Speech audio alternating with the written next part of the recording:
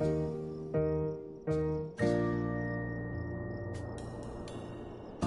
child may have autism, it's important to act quickly. At Action Behavior Centers, we want to reduce barriers to diagnostic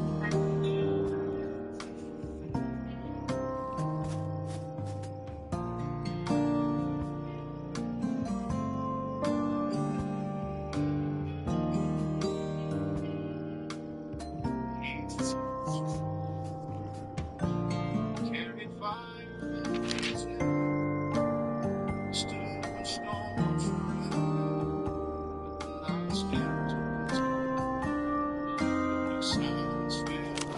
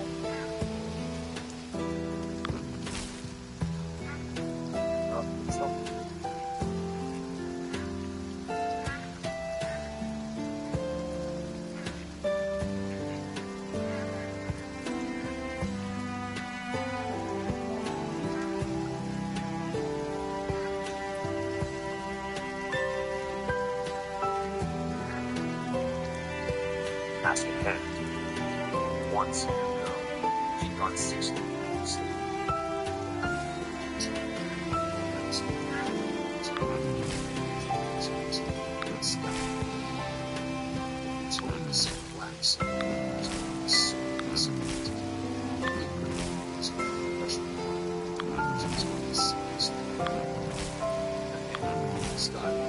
Slightly as he lost the way to the rock. The red boy slipped out of his grip and looked out the top of the wall, listening a scream of protest from the machine. So who's getting tired now?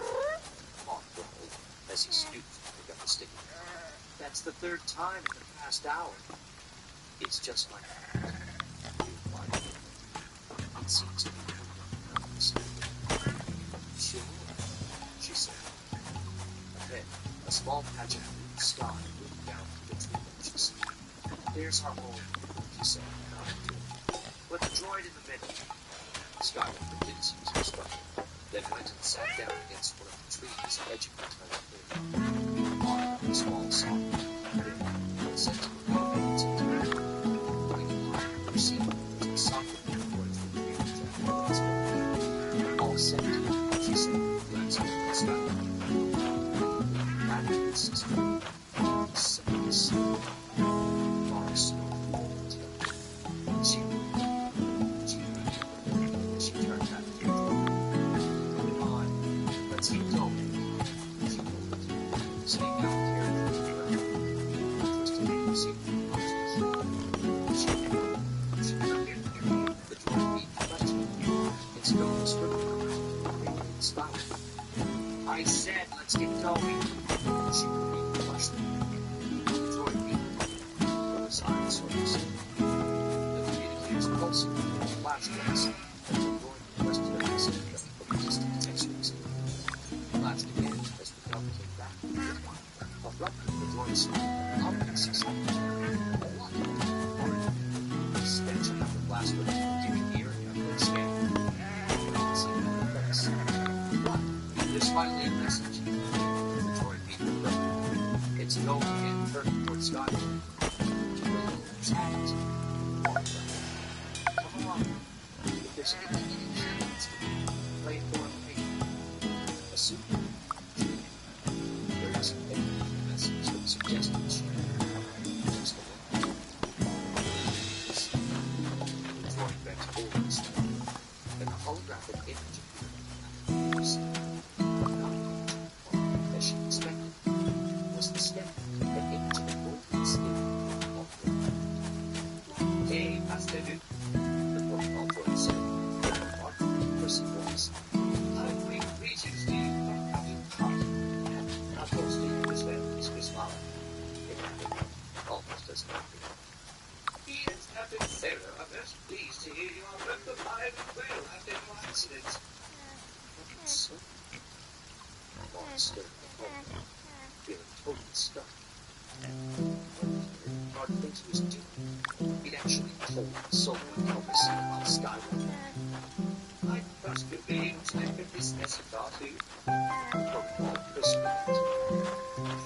I suggested that I be used to having been more confusion to account for the bit. But what did you do? There are appearance. Those waiting in the city for you to make your appearance. Mark clenched her teeth, growing a little mist. So, he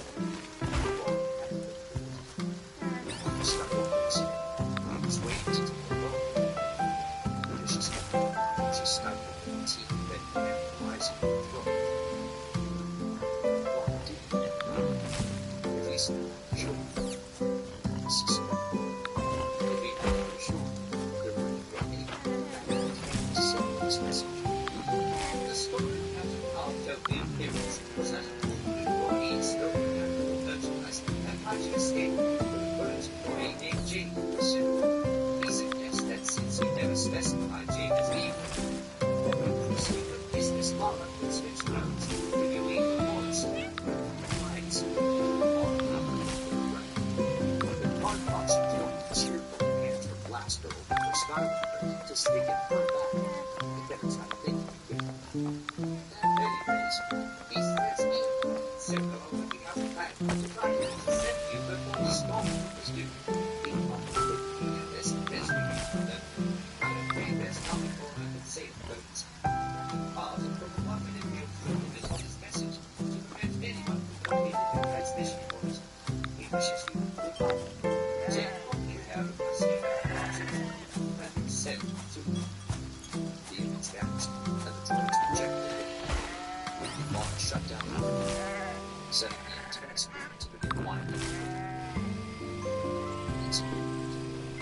sky. She looked sharply at him. His eyes were still closed.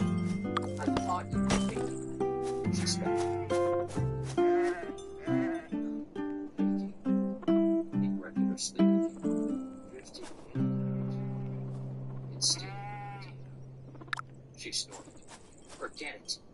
We'll try going a couple of kilometers north instead, circling out back to Hilliard for the plains. She glanced at her car, then up through the trees. Dark clouds had moved in over the past few weeks, covering the blue sky. Not very much, she decided, but they would still come rather strongly to what was left of the big daylight. As they set out tomorrow, she said favoring her name again when she got back to the want to get she looked at herself. It was breathing something to go on. She left the task of putting camp tomorrow with her dog. Staying close, she called it. She turned back to where she thought the surroundings. The droid's electronic shrink arm spinning back around again, and clawing for a blaster, eyes flicking around for the dangers.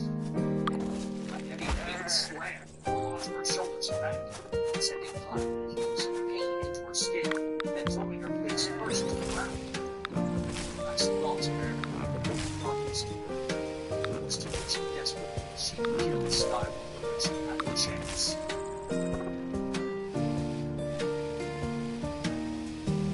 Archie was warned, jerked out of his jaws. His eyes snapped open, just as a blurred muscle and claw launched itself from space into Mara's back. He bounded into his feet, sleeping his pocket gone. The wings were extended over the arm, his front claws planted on her shoulders. His head turned to the side, as if prepared to sink his teeth into the back of her head to avoid failing. He thought the day was impossible to tell. R2, clearly too far away to picture it tonight, was nevertheless active, crashing as fast as his wings could manage. A small electric partner extended his back.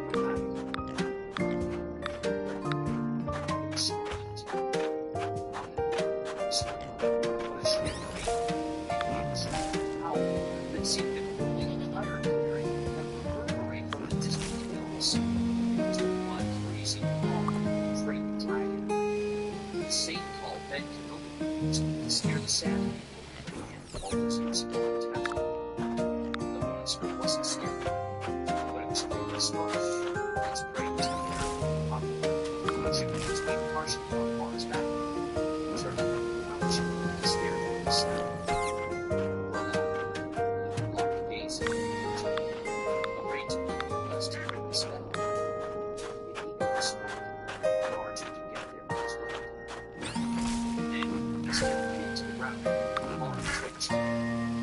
His hands off his collar and howled at him.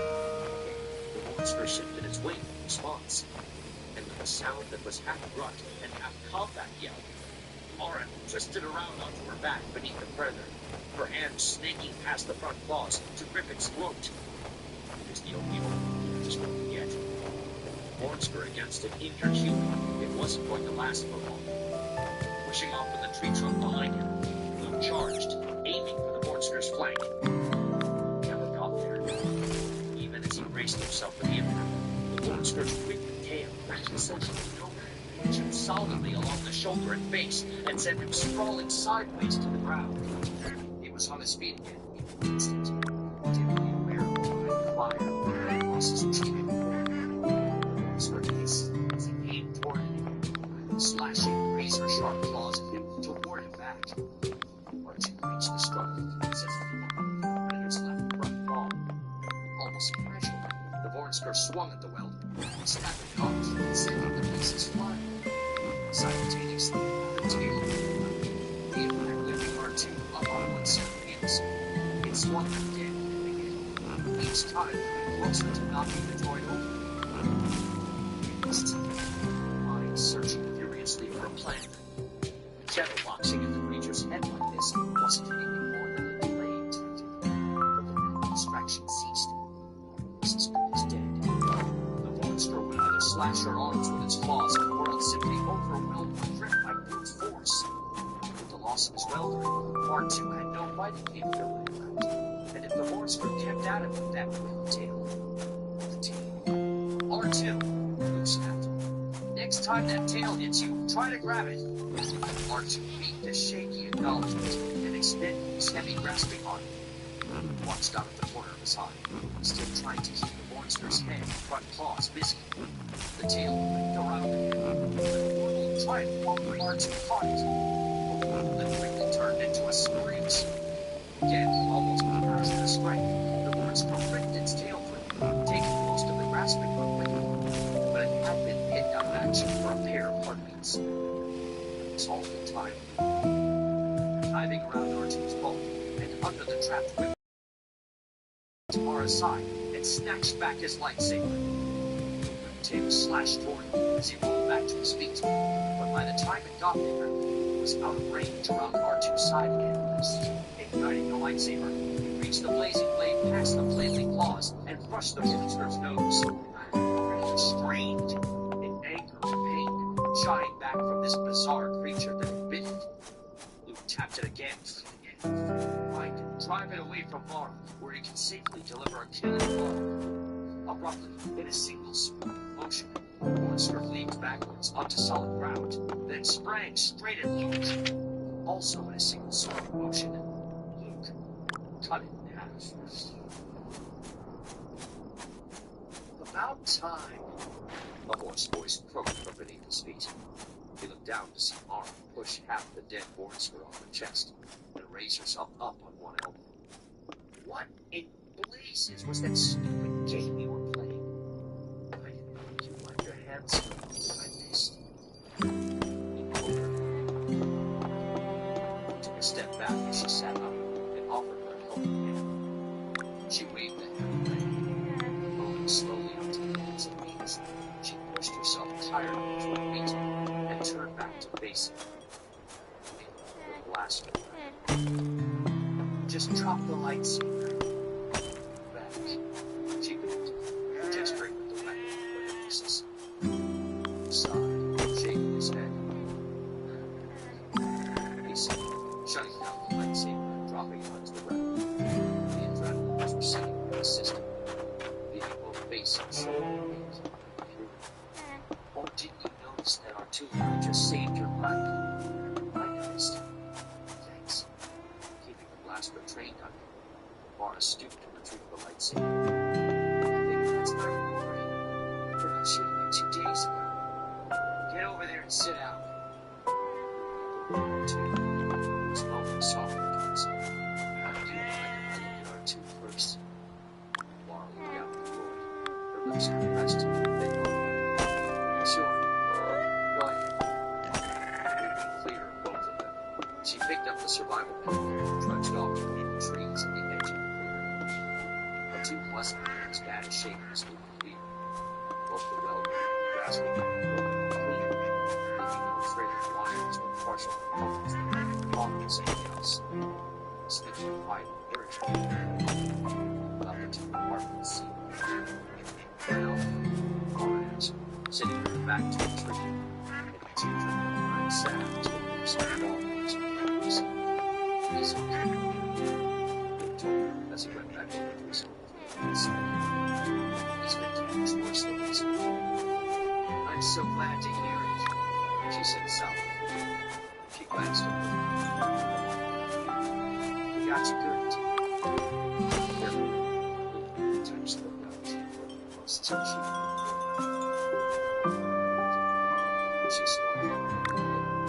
Sweet, she said, her voice laced with sarcasm as she went back to the and dashed the sleep. I forgot. You're a hero, too.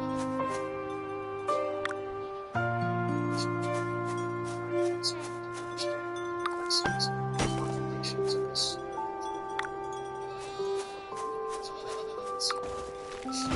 She applied the sound.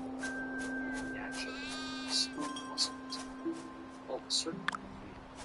She escaped a bloody death by a mere handful of centimeters, and she would have to be a fool to recognize that.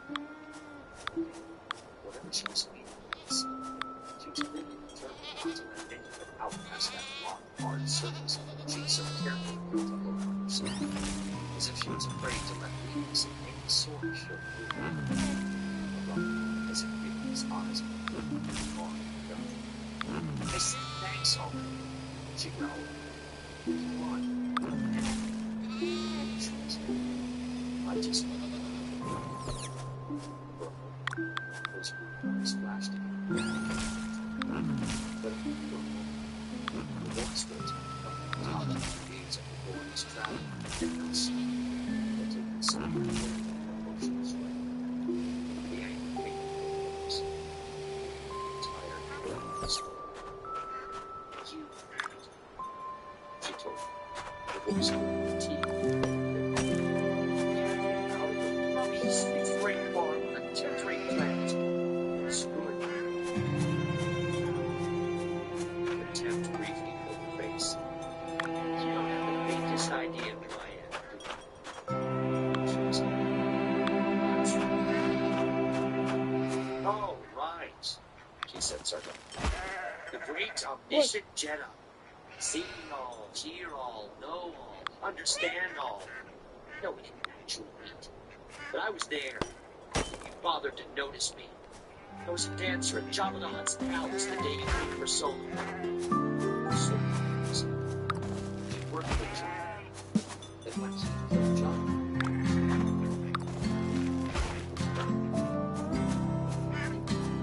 Slipped finger, her chin embraced. They certainly she was her.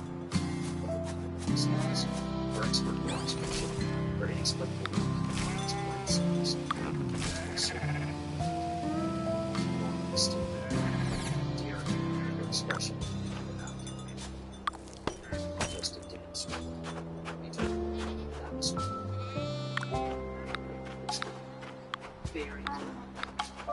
Wanted Jedi insight. Keep going. So,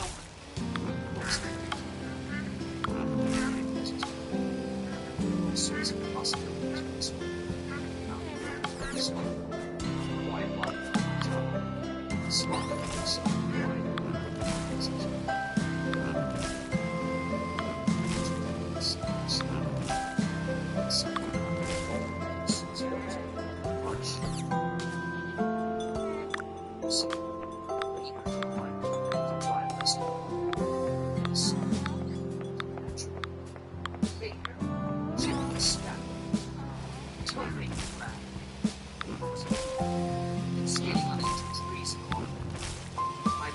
Said the job is to kill, not recruit.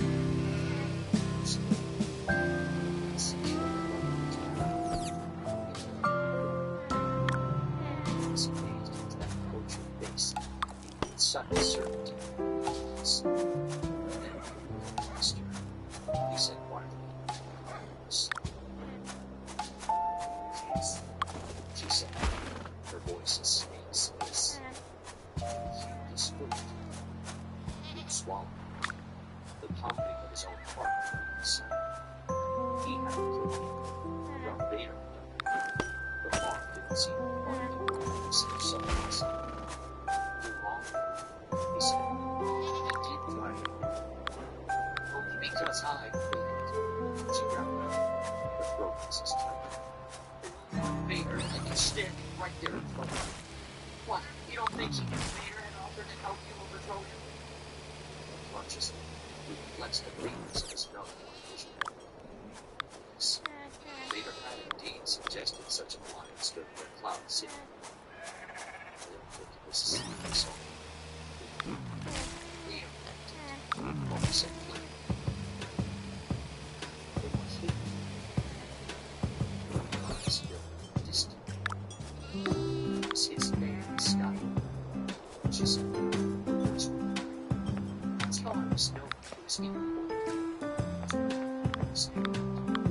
I served all over the galaxy, doing jobs the Imperial fleet and stormtroopers couldn't handle. That was my private career. I can keep his culture and report back to him the same way. I exposed traitors for him, brought down his enemies, helped him keep the kind of control and mindless bureaucracies that he needed. Power. Respect. Slowly, her eyes back up. asked. Took her home. For that, the servant died. He forced himself to ask. Twisted. Tell me. It's okay. Perhaps he kids. Try to think. Children. Marty. Changes me. Said so. Charles had no sister. That's the reason I can't see.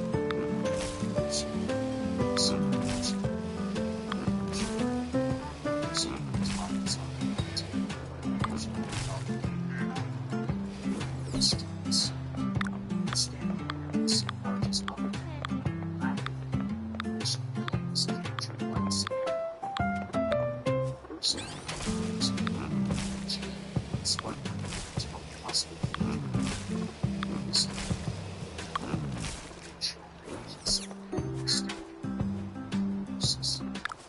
he said quietly, long and sharp.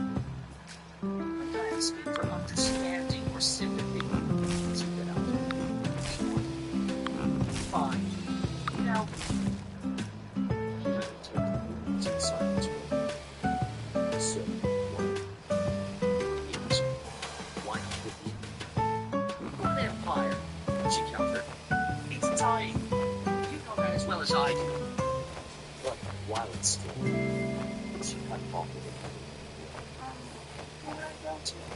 She demanded. They didn't know me. None of them did. That is the Emperor's hand. I was stabbed, working outside the known lines of command and protocol. There were no records kept of my activities. Those few I was formally introduced to thought of me as a low-ranking fraud. A minor bit of mobile decoration kept around the palace to amuse the Emperor. Her eyes went busy again. There's nowhere for me to go after hitting the wall, she said quickly. No contacts, no resources. I didn't have a real identity anymore. I was on my own. And so, eventually. First I spent 4.5 years sloshing around the bottom of the fringes of the galaxy. Her eyes were steady, with a trace of hatred fire back. I worked hard to get you stuck. You're not going to win. Not this time. I don't want to win anymore. You told me. All I want is to get back to the New Republic. And I want the old empire back, she retorted. You don't always get what you want to. She was for a moment she glared. She scooped up a tube of sack, tossed it up. Here, get that well fixed up. Get some sleep. Tomorrow's going to be a busy day.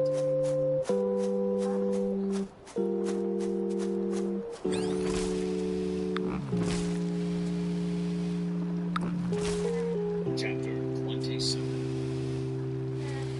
The battered A-class bulk freighter drifted off the Chimera's starboard side. A giant space builder box with a hyperdrive attached. Its maiden plane listening dull. The Star Destroyer's floodlights. Sitting at his command station, Ron studied the sensor. It looks good, Captain, he said to me. Exactly the way it was. You may proceed with the test when ready. It will be a few more minutes yet, sir, Elliot told him, studying the readouts on his console. The technicians are still having some problems in getting the cloaking machine. The hell was ready. Half afraid of the explosion. The untested cloaking machine, especially modified to rate its altitude, had cost him this amounts of money. Despair. But the technology has now suddenly come up fitting, particularly in the whole world smooth span operation being square madness. There's time. It's this regular report came in 2 hours ago. Elliot told him. Still, generates calculus to expand. Elliot checked the appropriate line. 112 transient warships in all. 65 vehicles as cargo carriers. The others on escort. 60. Probably satisfaction. Excellent. It means we get to go much use. Yes. Long-term maintenance contemplation of training. Elliot confidence. I said that we can be terrible, but in defense, we don't have much choice. Wrong line of the drop. That's how clothing shield works. Nothing gets out. It's he occupied. This was even not to know. Yes, lots of captain. Elliot placed himself in the ship. It seems to be this is a sort of operation. Savage. Well, this game is not just a savage. Yes, sir. You give us communications. We don't need communications. Careful timing. Says, we disagree. All the circumstances, yes. Careful timing. Decision. There's no way to anticipate how long it will take to get clearance from service control.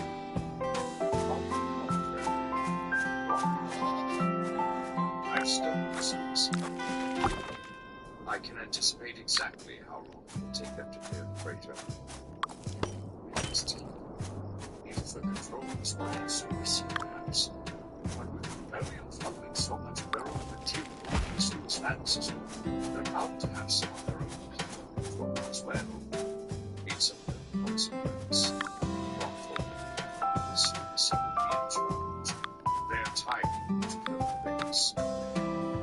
Yes, let's see that. Yes, sir. Wrong. It's not the mission of the body. The inhuman fleet function. It's incredible. It's not capable of savage function.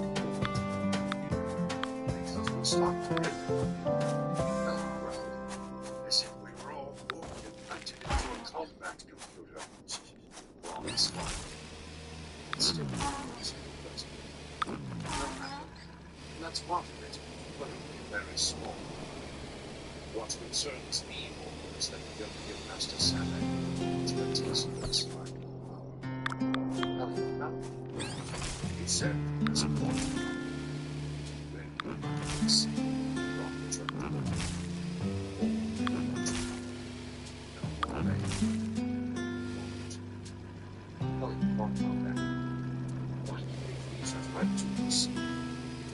Suddenly, apparently, officers and men come around.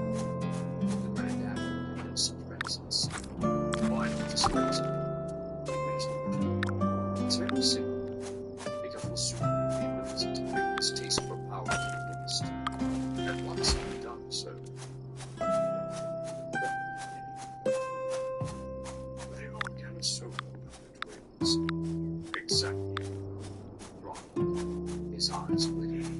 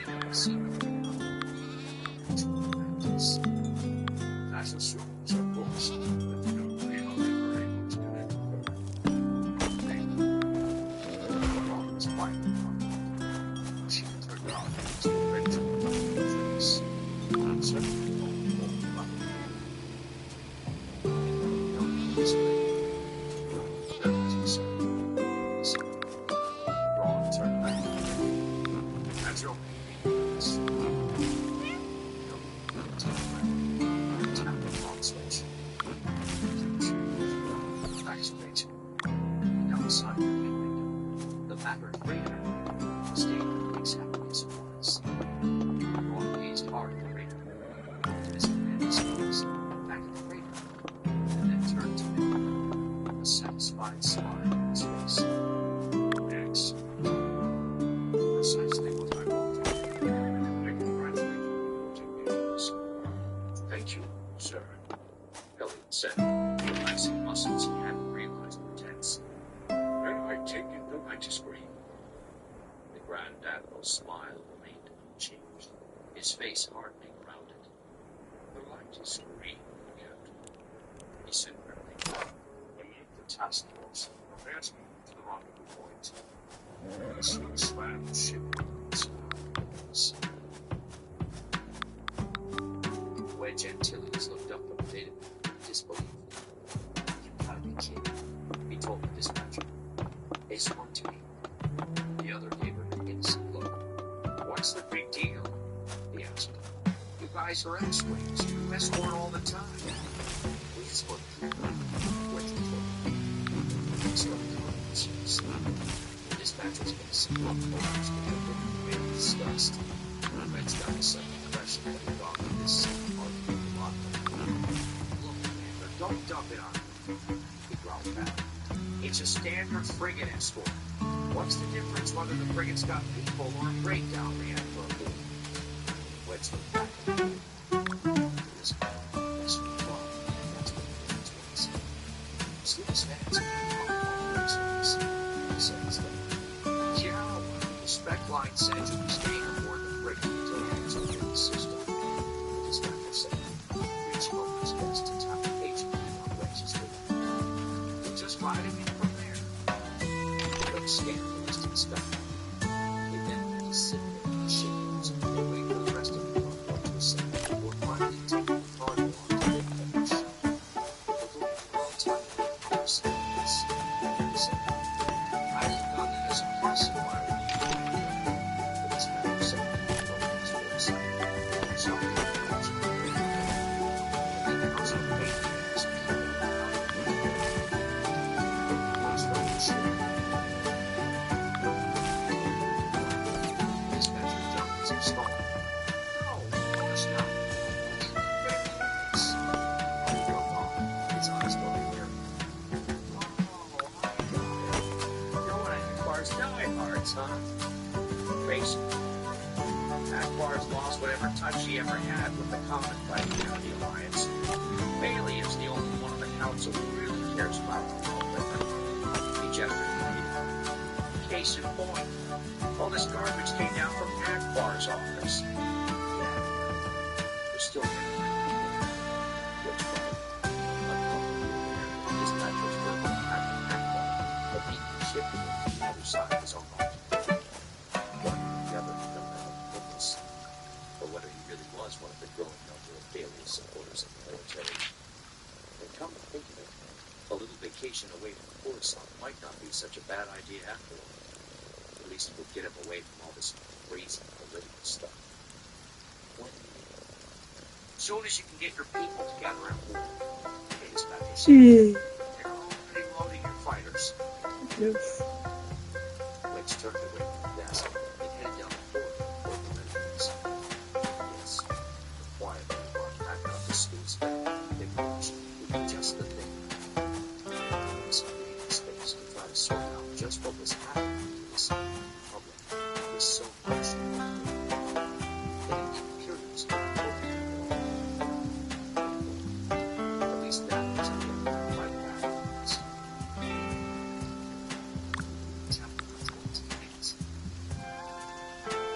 It was just before he began to notice the faint sound was wafted occasionally to the forest.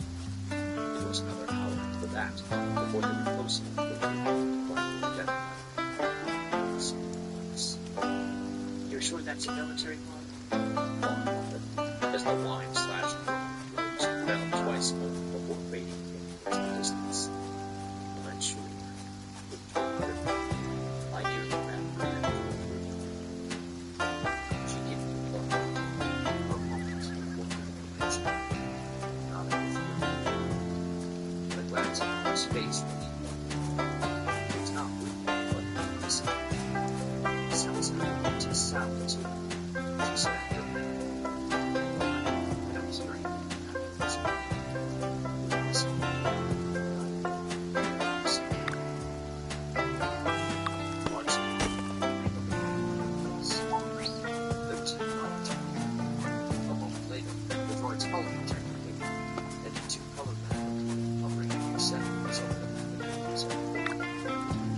flight, Mara said, pointing.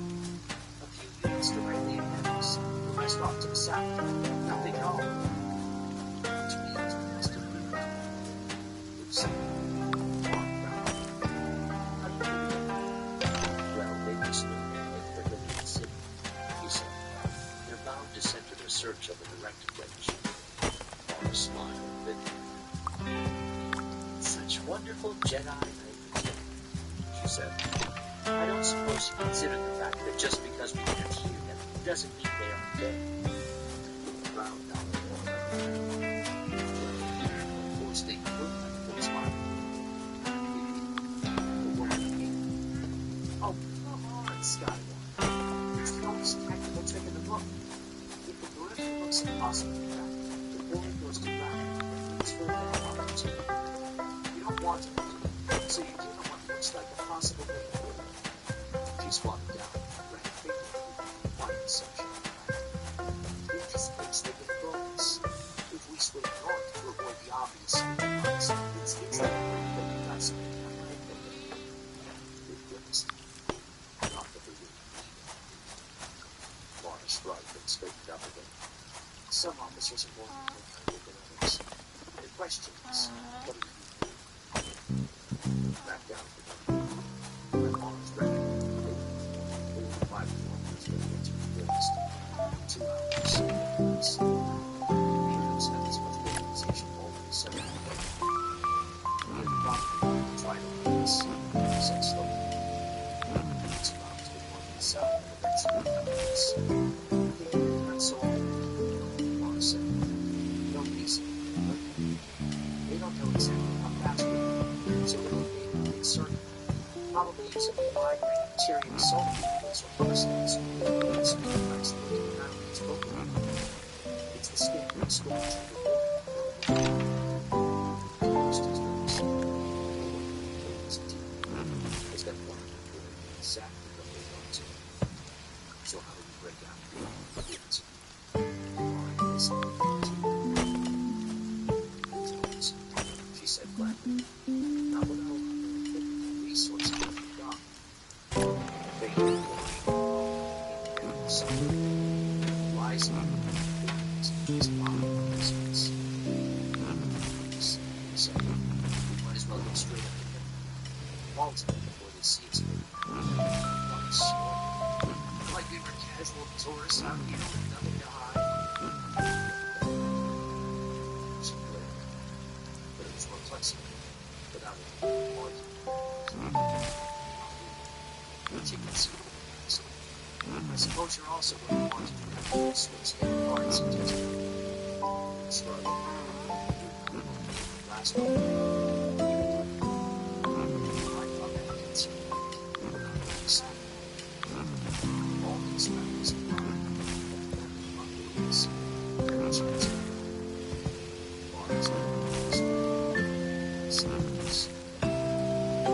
slight hesitation. She dropped the pellet from the blaster and handed it and the form as her to it. Looked through them, hefted the blaster in his hand. They each had to see his load. He pointed out mildly. I am Skywalker. If you think I'm going to give you a loaded weapon, and the monster finds us before the others,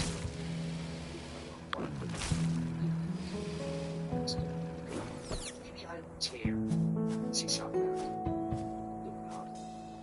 Don't. She glared again. Again, glare of ranked conviction. Teeth visibly grinding together. She slapped a powder knife into his hand. Thank you, he said, reloading the blaster and fastening it to his left. R2. The droid understood to continue. The trapezoidal sections at the top of his upper dome, indistinguishable from all the other segments, slid open to reveal a long, deep storage compartment beneath it. Turning back to Mara, Luke held out his hand. She looked at the open hand, then at the storage compartment. So that's how you did it, she commented sourly, unhooking his lightsaber and handing it over.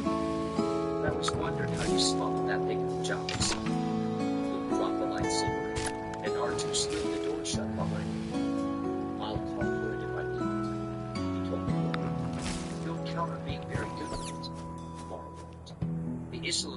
effect is supposed to extend several kilometers past the edge of the forest. So the attack anticipation tricks will be very carefully to see. I understand. I guess we're ready to go.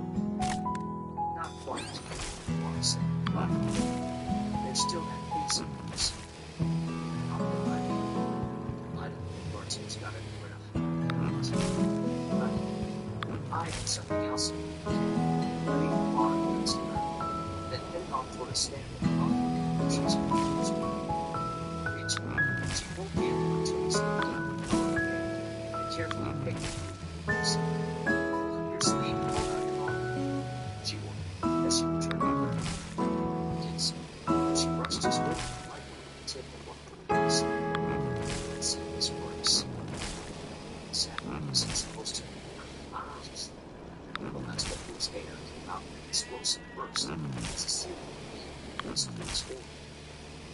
Perfect, Mara said with grim satisfaction. You're allergic, is it? Oh, well, yes. The pain will be gone in a few seconds. Oh, thanks. Pain was indeed receding. What about this? This blasted beach. He said, gesturing his arm. Never mind. What do you think? His teeth. Because he was not so subtle a picture. She was right. Where she brushed the leaf, the skin turned on him. Sprinkled with tiny pustules. It's disgusting, he said. Sure does, she agreed. To yourself, one his teeth.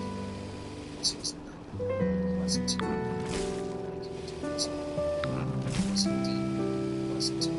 By the time he finished brushing his chin and knees, the pain all to the side of his forehead. But when it getting too close to my eyes, I didn't touch teeth. Until he explained to me finished, fighting all against the first. He did his face with both sets of fingernails. It'd be handy to be able to see the rest of the afternoon. I think you'll be all right, Laura assured him, studying the result. The rest of your face is pretty horrendous, though. You won't look anything like whatever pictures they have, that's for sure. Glad to hear it. Luke took a deep breath and ran through the Jedi patience suppression exercises. Without the course, they weren't helpful effective, but they seemed to help him. How long will I look like this? The puppiness should start to go down in a few hours. He won't be completely gone until tomorrow. Ready then? As ready as we'll ever be. Turning her back to her too, she took Luke's boy as he started walking. Come on.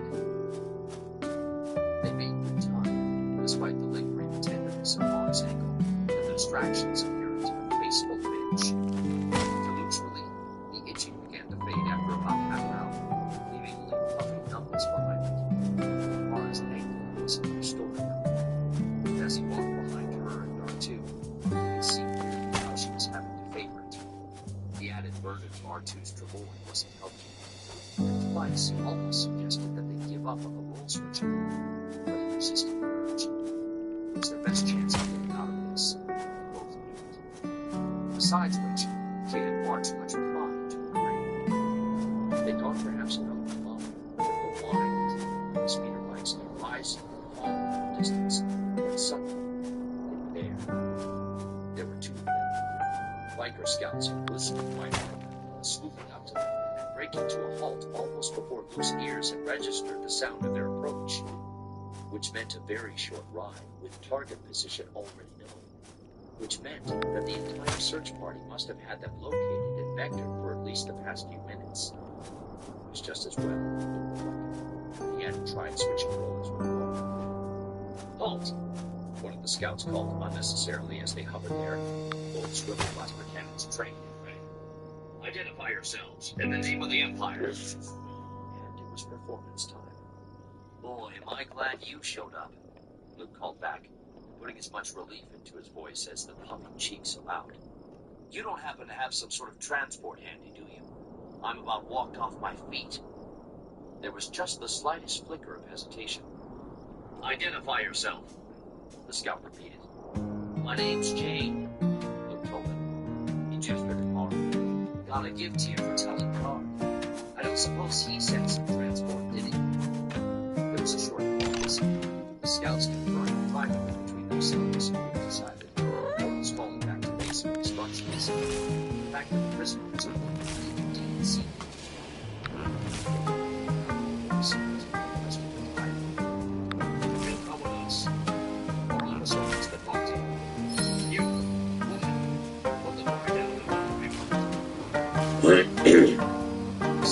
Was the second scout speed of my position of Mark's before.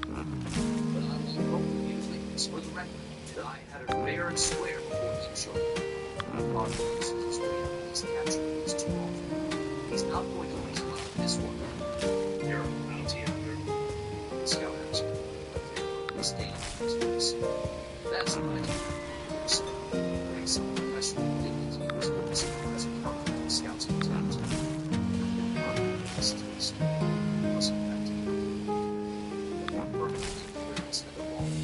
Second lines, the long take the secret reception. Someone back in his mind.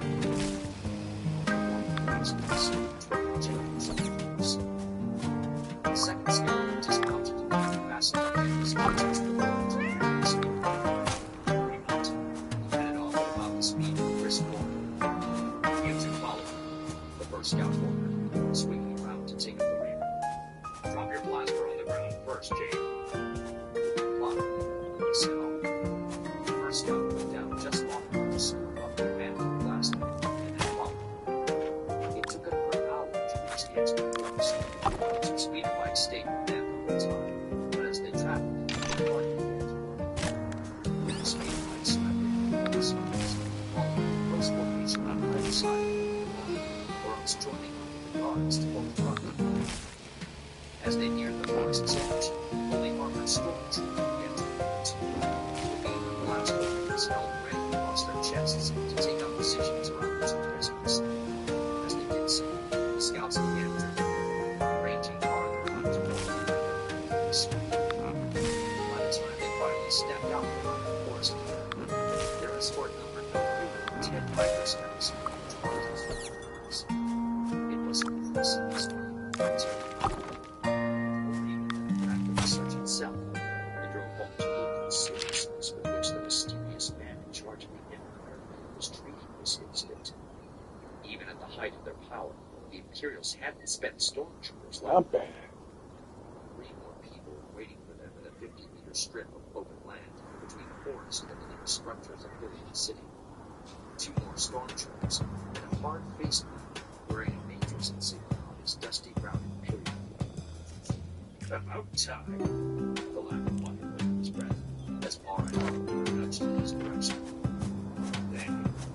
The male says his name is Jane. One of the stormtroopers in front reported, in that slightly filtered voice they all seemed to know. Howdy, sir. Works for Connor. He claims the female is prisoner.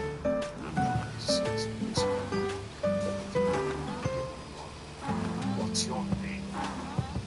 He said he's Mara said, her voice circled. And I'm not a thief. Talentard owes me. He owes me big. I didn't take any more than I could come. The matron looked at me. He's right. Guards other demons aren't to be in my business. He said, bring her. I brought her back. I expect to see. He looked at our two, still tied to his foot, and dragged him on his feet. Get that drawing off your right. Scout. The ground's flat in the field. There wants one perimeter. The prisoners, probably 2. They're hardly elected to follow the freedoms out here. Wait a minute. He objected as one of the stormtroopers stepped toward him. Easy. The major raised his eyebrows slightly. There's a move. His voice challenging. Again, without quality. Luke shot back. She's the prisoner here, not me. She came to this place. The other countered. So shut up. From his face. What's the end? So they weren't going to be able to pass the puffiness off as Luke stared from Beatrice. But as into some kind of bush while he was chasing him. He followed as his stormtrooper out his hands. It aged like blazes for a while. The Major smiled. How very inconvenient, he said dryly. How fortunate that we have a fully qualified medic back at HQ. He should be able to break that swelling down in no time. He held to his gaze a moment longer, then shifted his attention to the stormtrooper. You disarmed him, of course. The stormtrooper gestured, and the first of the micro scouts swooped close to hand Mars' blaster to the Major. Interesting weapon, the Major wondered, turning it over in his hands before sliding it into his belt. From overhead came a soft thud. Dropped his heel closer to the ground and settled into place overhead. A cheering assault, just as long the Major said, glancing up at him. All right, Commander, let's go. Feeling the sea. All sorts of small pieces, so ran fairly tightly together with relatively narrow streets running through. The troop headed around, barely aiming for the wider roads that seemed to spoke out for the signal. Heading into the city as they passed by the outposts, seeing the appearance of usual places of what seemed to be a few blocks away. The town square was a spacecraft. The vanguard had just reached the target zone when, in perfect synchronization, the stormtroopers abruptly changed formation. Those in the inner circle pulled closer to the arm, while those in the outer circle moved farther away. The whole crowd came to a halt and gesturing to the prisoners to do the same. The reason for the sudden came around the corner, all smirking and walking briskly toward them, giving them the center of the square, with his hands chained behind them. They had been toward the street when they were intercepted by a group of 4 stormtroopers. A short, conversation ensued, which concluded with the strangers handing their blasters over to the stormtroopers with obvious reluctance. Escorted now by the Imperials, they continued on toward the north, and as they walked, moved right by the was hot so. The stormtroopers opened their ranks slightly to let the newcomers through. What's your cause? The Major demanded as they stopped in front of him. Name's Chin, one of them said. We caught this rat snooping around the forest, maybe looking for your prisoners there. Figured you might want to have a talk with him. Uncommonly generous of him, the Major said sardonically, giving Han a quick measured glance. You come to this conclusion all by yourself. Chin drew himself up. Just because I don't live in a big I'm stupid, he said stiffly. Well, I think we don't know what it means when Imperial stormtroopers can start getting up a temporary garrison. The Major gave him a long You best just hope that the garrison is temporary. He glanced at the stormtrooper beside him, jerked his head toward Han. Check him for weapons. We are ready. Chin began. The Major looked at him. They saw it. The frisking took over the wind. Was it in the pocket with the others? The Major looked. That's it? All right, she friends. Turns out to be one. I'll see you get a piece of this. Let the coward get chance. Jim said, 1, 2, 3, 4, 5. The Major's expression widened. Things are not right with our HQ. He said, Hilliard Hotel, straight across the square. Well, I'm sure a sophisticated citizen like yourself already knows where it is. Chin seemed inclined to argue. Perhaps the stormtroopers buzzing around and changed his mind. Without a word, he and his 3 companions strode back to the city. Alex, the Major ordered, spoke. Step aside. The killer again. Friends there see Mr. Warren.